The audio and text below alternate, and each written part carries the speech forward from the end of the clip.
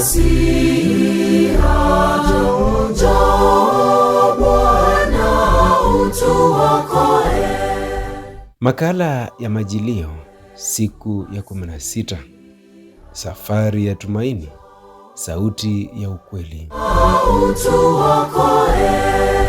Mpendwa msikilizaji, leo mama kanisa anatufikisha siku ya 16 ya safari ya Majilio. Safari ya kusubiri kwa imani, kusafishwa kwa matumaini na kuandaliwa kwa mioyo ili kumpokea Kristo anayekuja. Kadri siku zinavyosonga, neno la Mungu linazidi kuwa wazi zaidi, kama alfajiri inayochana giza polepole, likitufunulia nani tunayemsubiria na ni kwa namna gani tunapaswa kumkaribisha. Leo masomo ya liturujia yanatuongoza katika fumbo la uongozi wa Mungu, mamlaka ya kweli na unyenyekevu wa moyo unaotii sauti ya haki. Katika somo la siku ya leo, tunakutana na Balaam, mtu ambaye hakutarajiwa kuwa chombo cha baraka. Hata hivyo, Roho wa Mungu anamshika, naye anatamka maneno ya unabii yanayojaa nuru na tumaini. Anatamka baraka juu ya Israeli na kisha anatoa tangazo la ajabu. Nyota itatokea katika Yakobo, fimbo ya kifalme itainuka katika Israeli.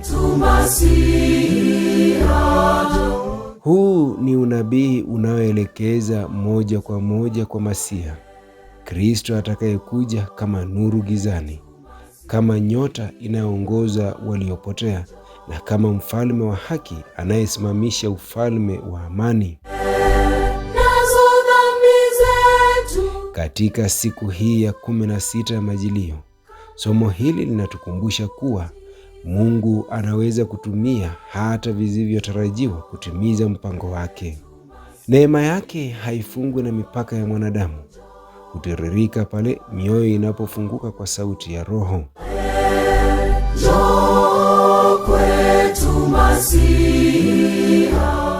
Zaburi ya leo ni sala ya unyenyekevu na hamu ya kuongozwa. Ee Bwana, unionyeshe njia zako, unifundishe mapito yako. Ni kilio cha roho inayotambua udhaifu wake na kumtegemea Mungu kikamilifu. Katika Majilio, zaburi hii inakuwa kama sauti ya hija, sauti ya mtu anayejua kuwa bila Mungu njia hupotea, na kwa Mungu hata njia ngumu hugeuka kuwa barabara ya wokovu.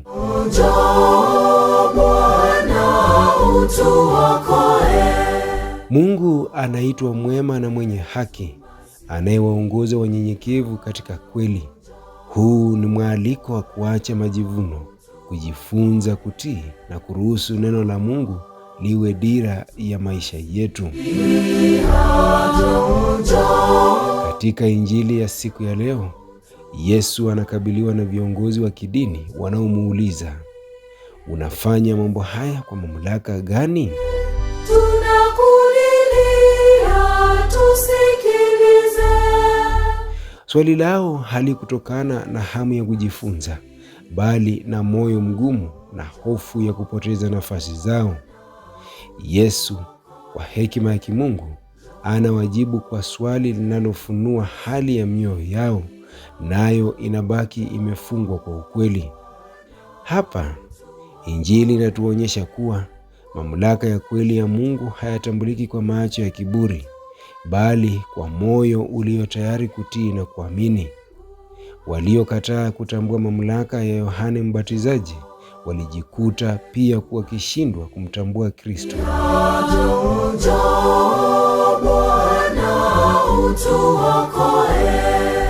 Katika Majilio tunajiuliza kwa unyenyekevu, je, mioyo yetu iko tayari kumpokea Kristo au bado imefungwa kwa hofu, mashaka na maslahi binafsi?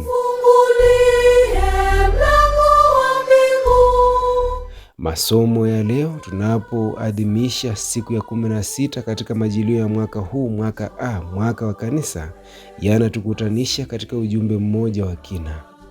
Balaam anatabiri nyota ya tumaini itakayochomoza. Zaburi inatufundisha kuomba kuongozwa katika njia za Bwana, na Injili inatukumbusha kuwa bila unyenyekevu, mamlaka ya Mungu hayawezi kutambuliwa. Hii ndiyo safari ya majilio, kuacha giza la kiburi, kufuata nyota ya Kristo na kufungua mioyo yetu kwa mamlaka ya upendo na ukweli. Kadri Krismasi inavyokaribia, kanisa linatualika tusiogope kubadilishwa, bali tuwe tayari kuongozwa.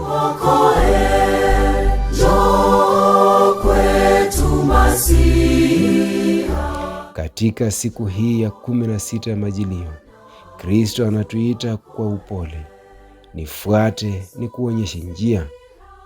Tukimruhusu, nyota yake itatuongoza. Tukinyenyekea, sauti yake itatusafisha, na tukiamini, mioyo yetu itakuwa makao yake. Tuombe. Ee Mungu wa nuru na ukweli, tunapokaribia sikukuu ya kuzaliwa kwa mwanao, tunaomba utufundishe njia zako na ututembeze katika ukweli wako. Tuondolee mioyo migumu, tufanye wanyenyekevu na wasikivu, ili tutambue mamlaka ya Kristo katika maisha yetu ya kila siku. Utuongoze kwa nyota ya tumaini, ututie nguvu ya toba ya kweli, na utujalie furaha ya kumpokea Mwokozi atakayekuja kwa upendo na amani. Tunaomba haya kwa njia ya Kristo Bwana wetu, aliye mwanga wa dunia. Amina. Mpenzi msikilizaji, hii imekuwa ni dakika za Yesu Kristo, makala yanayoletwa kwako nami Shamba wa Shamba. Tupatane tena kesho kwa makala mengine kama haya. Nyota ya matumaini ikuandame. Tafakari njema. Bwana utu wako